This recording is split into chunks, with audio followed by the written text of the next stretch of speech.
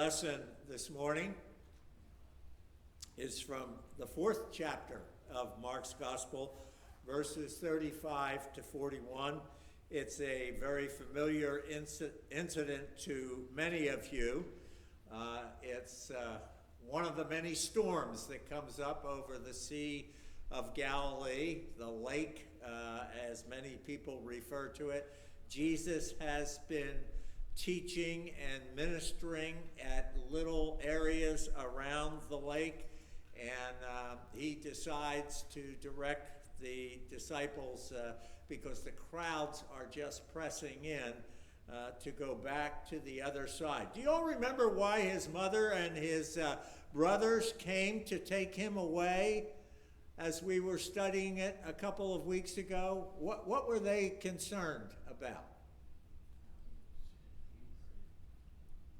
Running himself ragged.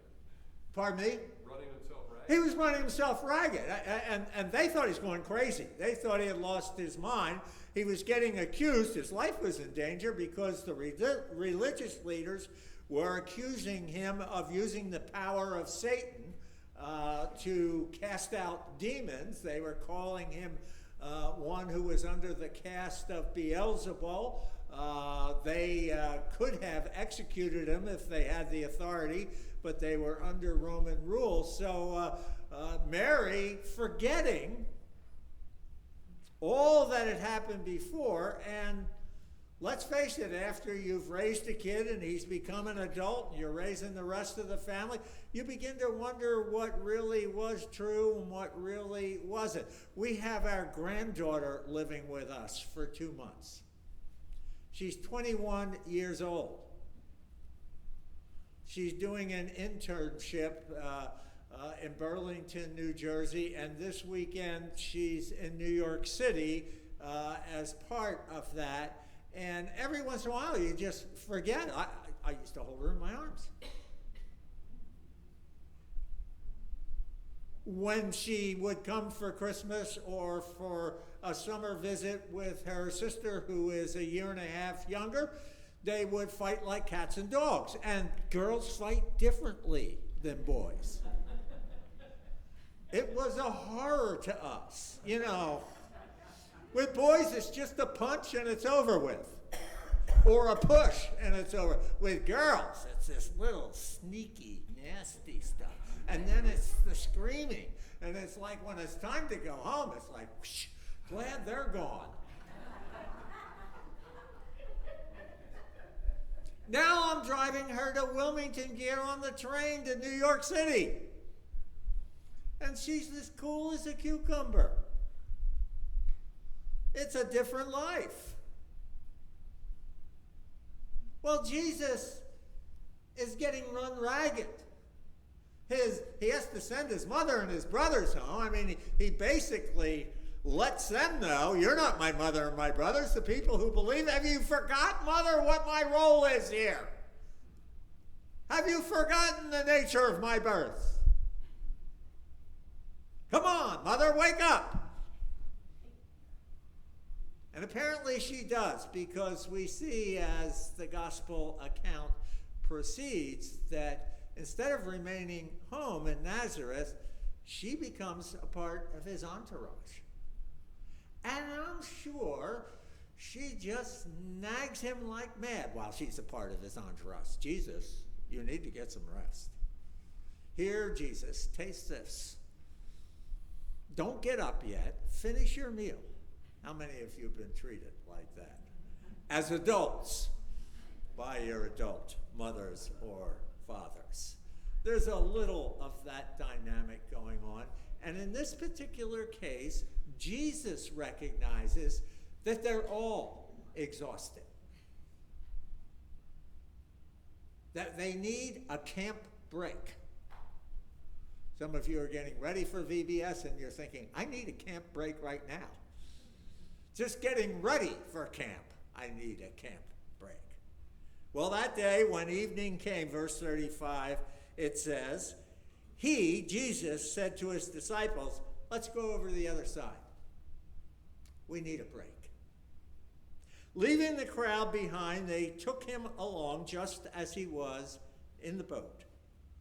there were also other boats with them. That never gets mentioned again, but for the picture, so that we can kind of put ourselves there, it's not just Jesus' boat, it's also other boats as well that are kind of following along. Maybe some of them filled with other faithful disciples, not part of the 12, but those who have become followers of Jesus. It's like a small flotilla going across this gigantic lake. A furious squall came up, and the waves broke over the boat so that it was nearly swamped. Jesus was in the stern, that's the back, sleeping on a cushion. He was exhausted. He's asleep. The disciples woke him and they said to him, "Teacher, don't you care if we drown?" He got up, rebuked the wind, and said to the waves, "Quiet, be still." And then the wind died,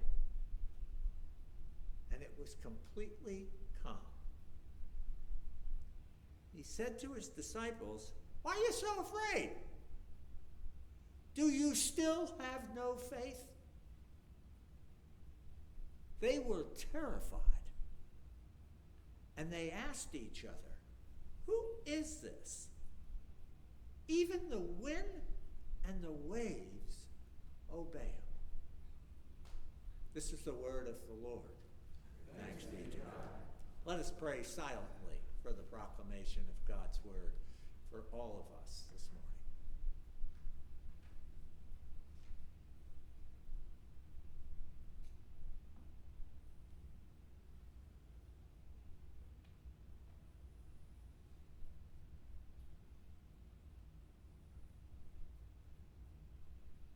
Lord, may the words of my lips and the meditations of all of our hearts be acceptable in your sight, you who are our rock and our Redeemer.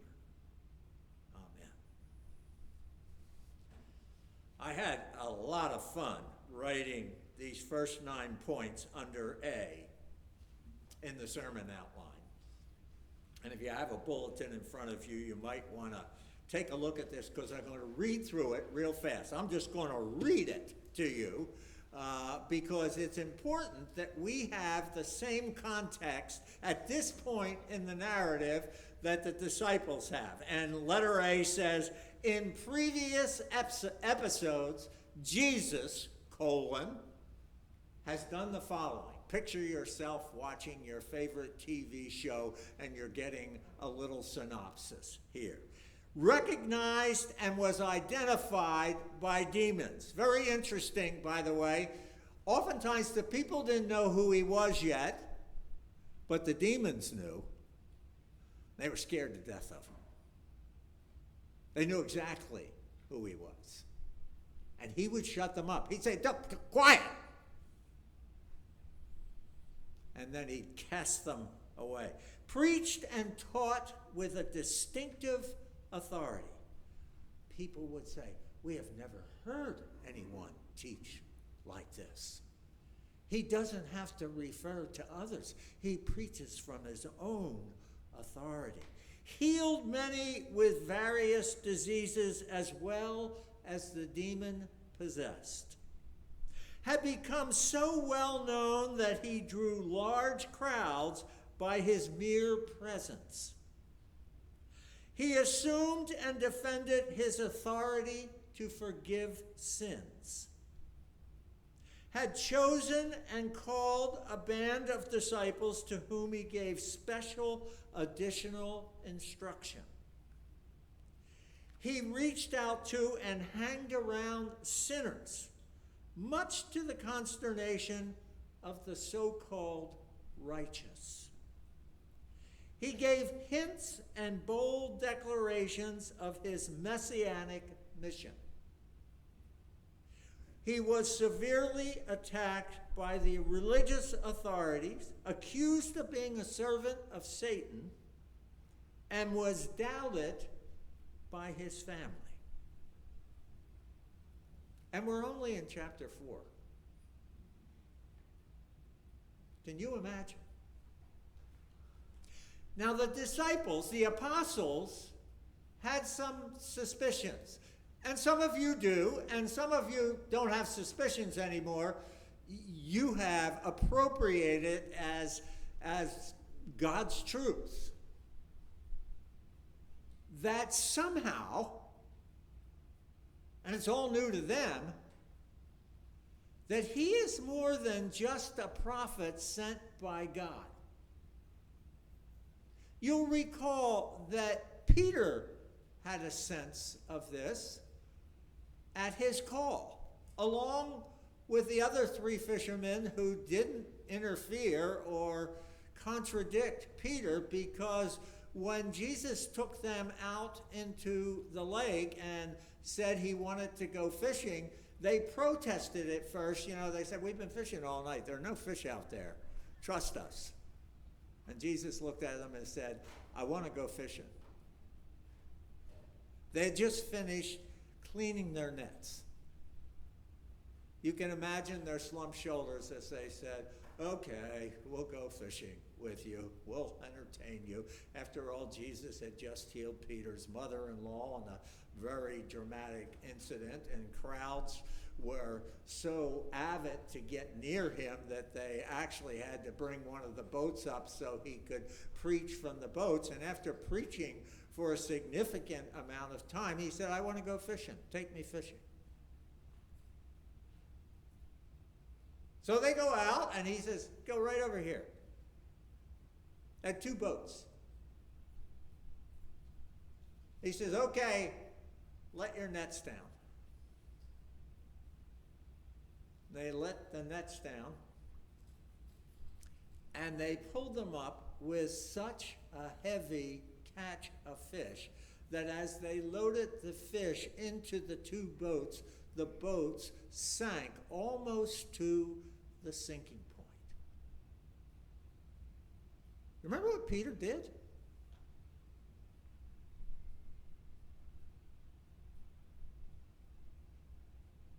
If he had been a good entrepreneurial American, he would have given Jesus his business card. And he would have said, "How about you join our company?" But instead, he pulled away from him and knelt and cowered at one end of the boat, and he said, "Get away from me. I'm a sinful man." Somehow he sensed, and his mental capacity couldn't keep up with the conviction of his spirit, because later he would lose his grasp of what was going on here. He realized there was more than a prophet in his boat. There was God himself, and he was a sinner, and holy God was in his boat. "Get away from me. I'm a sinful man." And Jesus, as he often does, has a word of gentleness. Just don't be afraid. Don't be afraid. Up until now, Peter, rock. Up until now, you've been fishing for fish. But I'm going to teach you to be a fisher of people.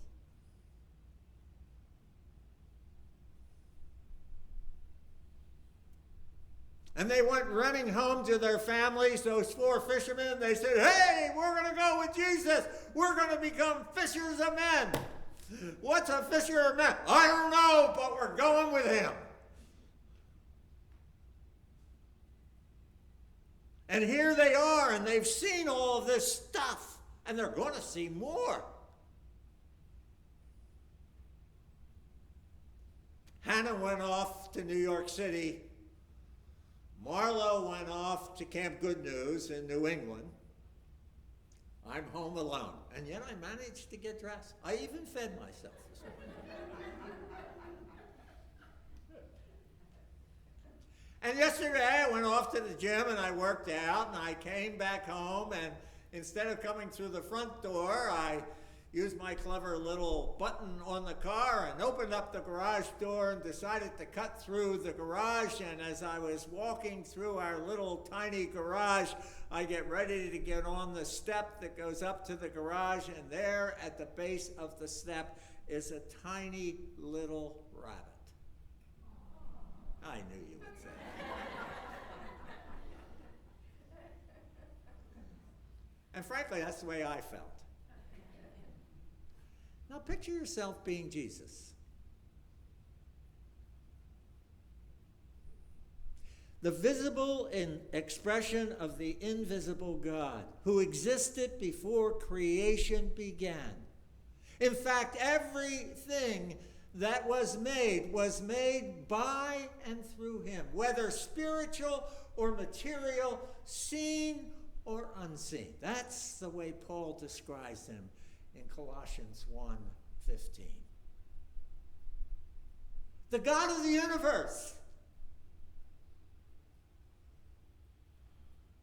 captured for 33 years as a human being. And here he is with these 12, and we ask the question, and by the way, if you don't know the answer, join the club. None of us know the answer. We can only get a feel for it. What's it like to be the God of creation in a man?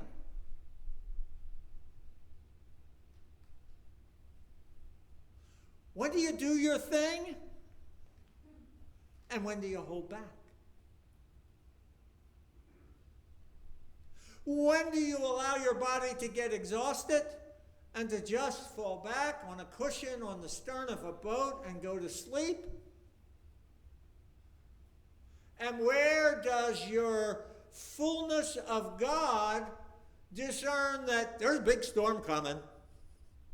And it's not just a little thunderstorm or rainstorm. It's a squall. I mean, there are going to be waves like an ocean, and they're going to swamp the boat.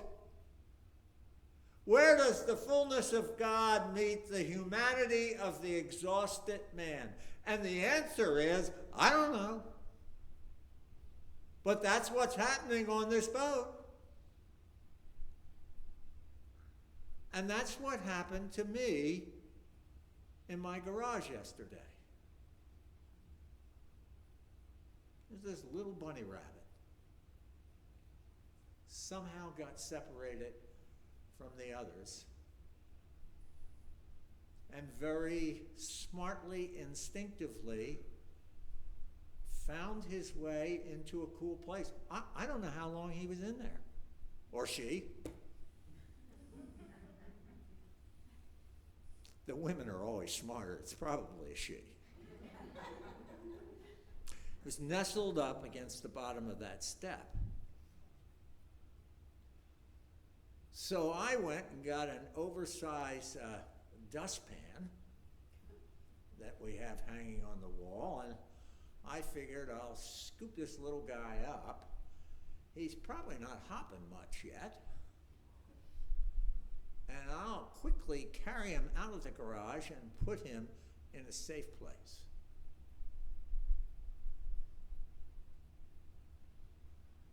He's hopping.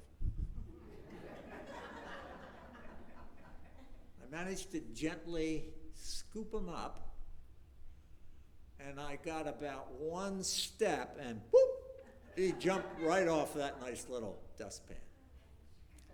And he went under Marlo's car.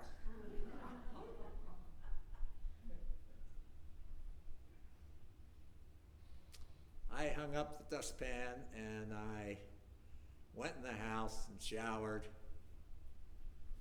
went down to my little workshop in the basement, which makes me sound like I actually do things there. It's been a long time. I have all these containers that I have labeled with all kinds of stuff in them, one of which has in it disposable gloves. And I get out one of those disposable gloves and I decide, no more dustpan. I'm going to grab that baby somehow. So sure enough, I walk around the garage and I find him up against the wall behind a bag of lime. And I go to get him with my gloved hand, and he scoots along the wall all the way to the back until there's no place to go. And I grab him or her, and I carefully, without squeezing too hard, I'd like to pet him to let him know I'm a friend, but I'm afraid he'll get away.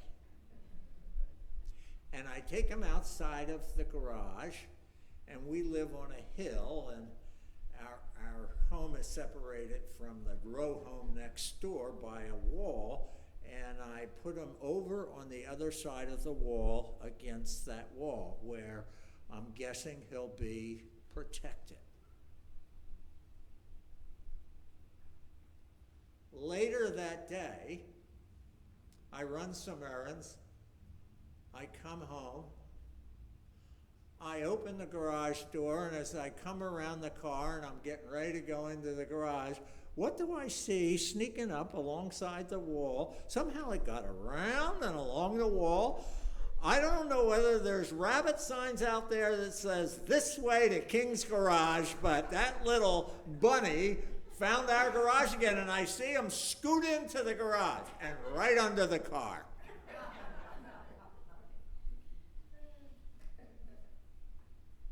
I took the glove, which I had put in the trash can. I took it out of the trash can. I now have it on a little shelf in the garage, so it's handy. Now, fortunately, Marlo's away till later in the week, so no one's warming up her car and taking it out. But I'm afraid we're going to find out where that little bunny is by hearing a squishy sound the next time that car... Yeah, that's a gross thought, isn't it? So here I am, the superior being. How do I handle this situation? Well, I keep the glove handy. I've got the dustpan hanging on the wall. Every hour or so, I sneak out into the garage to see if I can find that little bunny, and this time, I think I'm going to walk all the way around the block and get him back in the woods. At which point he'll be screaming, "It's cooler in the garage!"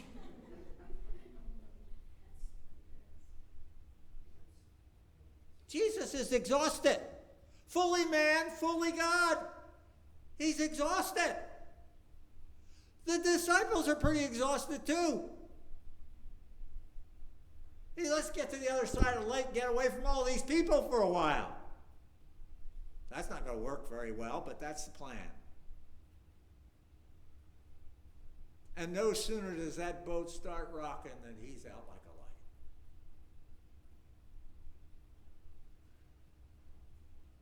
But God knows there's going to be a storm. And God knows that God has created the Sea of Galilee in such a way that it forms a wind tunnel, which is true to this day. And that when a storm comes over the Sea of Galilee, it's not like a little mountain lake. It becomes like an ocean in a storm.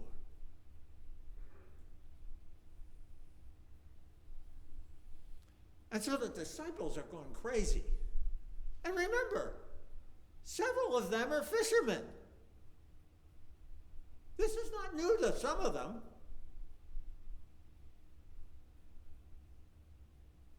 Matthew's ready to go back to doing a little tax collecting. and the boat is getting swamped, and they're grabbing the water with their hands and trying to get it out of there. And in the midst of all that, Jesus, their master, is sleeping. Isn't it still a little shocking, no matter how many times you've heard this narrative,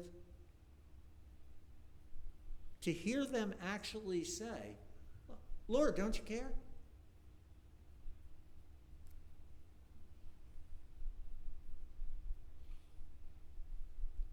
How many of you have ever said something like that?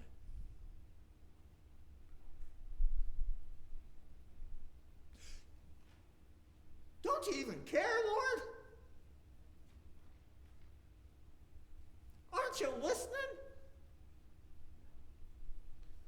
Do you hear my prayer?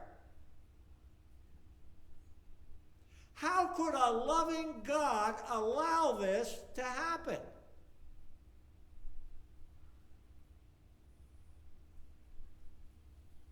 The real between the eyes shot is Mary and Martha just prior to the resurrection of Lazarus, when they both greet Jesus with, you know, Lord, if you had been here, he wouldn't have died.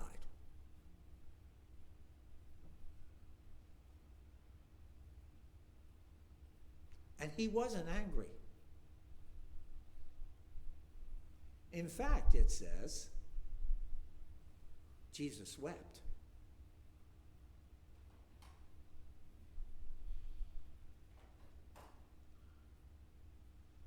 So he got a few more extra nods on the boat, and he woke up. And he's greeted with, don't you care about us? Look at this. We're going to sink. We're going to drown. What's the matter with you, Lord? Don't you love us? You heal people. You do miracles. Help us out here. And almost as an impulsive afterthought,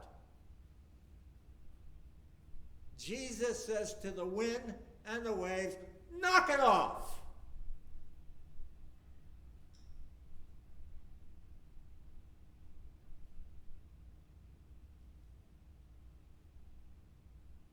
And it stops.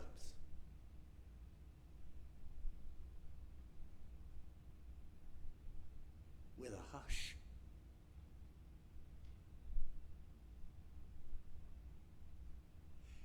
And similar to that response that Peter had in the other fishing boat, where he says, get away from me, Lord, for I am just a sinful man.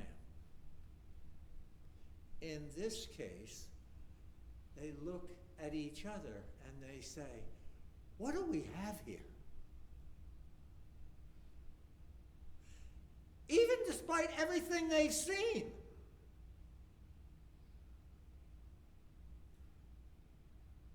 They are once again awestruck. The word is translated in the NIV, they were terrified.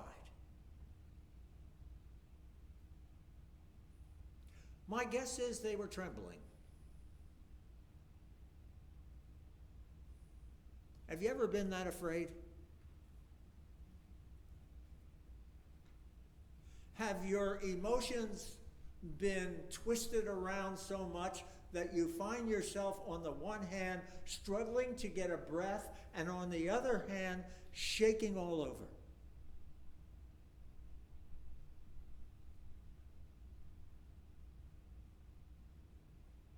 We lived in old dorms at William and Mary with deep closets. Someone got a hold of this ugly, scary mask. It was around Halloween time, and we were hanging out in this guy's room, and this fella went out, and he was going to come back, and it was his room, actually, and we we set it up so his roommate would say, "Hey, Joe, go in the closet and get my such and such." Well, we put in the closet a guy with this grotesque mask on. So Joe, who was from Goochland, Virginia, and he talked like he was from Goochland, Virginia. He was a great guy. He had this southern accent and it's kind of like a hillbilly. "How y'all boys doing?" Joe comes back into the room and he's there for about 15 seconds and his roommate says, "Hey, Trice, will you go into the closet and get me such and such?" And Joe says, "Sure." And he opens the closet, and as he opens the closet, out from the depths of the closet with his arms out and this grotesque mask on comes whoever it was that had the mask on. To this day, I've never forgotten Joe's reaction. He was like this, and he goes, "Oh, oh, oh." And he backed out. And he kind of half slumped to the floor. And of course, we're a bunch of college guys. We're laughing at him. It probably took him about 15 minutes to physically recover. Part of me was still laughing, and part of me was a little concerned that we were going to have to take him to the infirmary. Have you ever been that overwhelmed?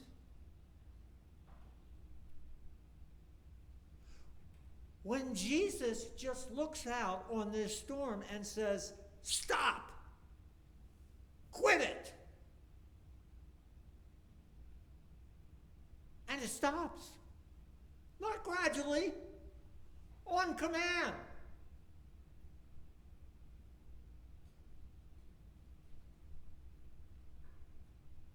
They're terrified. They're awestruck.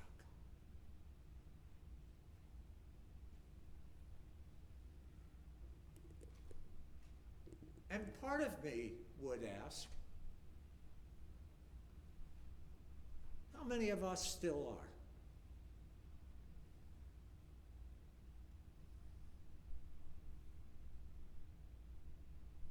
When's the last time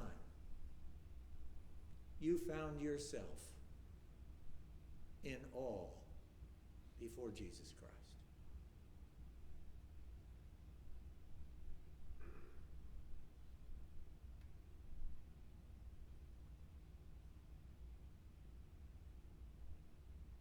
Some of you have come to me during Holy Week and have said how much the Maundy Thursday service means to you.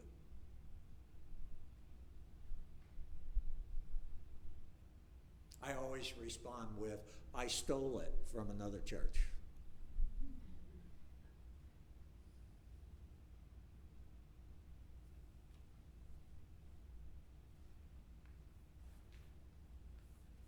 But having been a part of that time of worship for so many years in so many places, I have come to recognize that sometimes when we're forced to slow down, step back, and wait,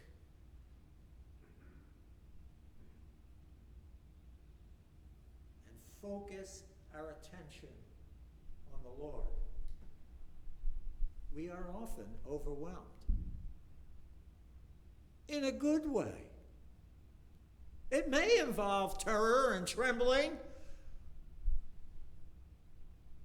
It may involve an ultimate sense of peace. It may involve overflowing thanksgiving. And all of that comes together. We don't quite know what to do with that.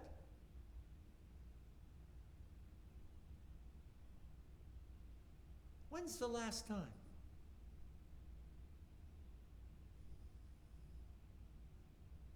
You know, it's not something you can go drumming up. You pray for it. You get down on your knees. Be careful. Some of you get down on your knees, you never get up again. Get down on whatever you get down on. And just ask the Lord to renew in us that sense of wonder and terror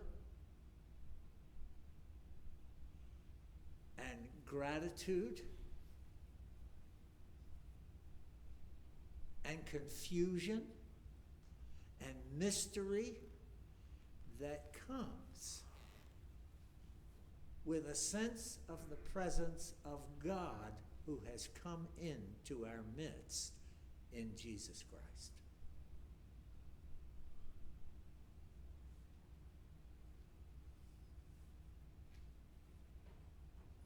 Pray for that. Take a break from praying for a new pastor. And pray that Jesus might do that childlike work in your heart and your life, and in the life of our church family.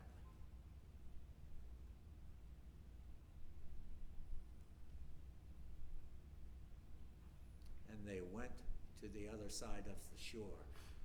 And next week, the saga will continue.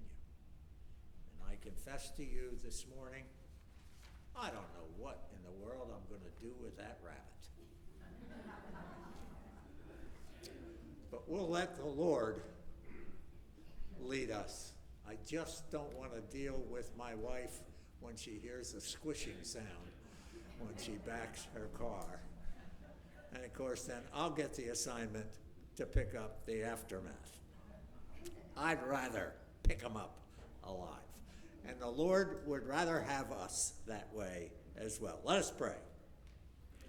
We thank you, O Lord, even though we don't quite know what to do with it sometimes, that you came and you visited us in Jesus Christ. And with that came a violence in our lives that we weren't anticipating. We pray that we might welcome that collision of the divine and the mundane each day of our lives. We thank you that you loved us so much, that you came to us in the fullness of man while remaining fully God. We thank you in Jesus' name. Amen.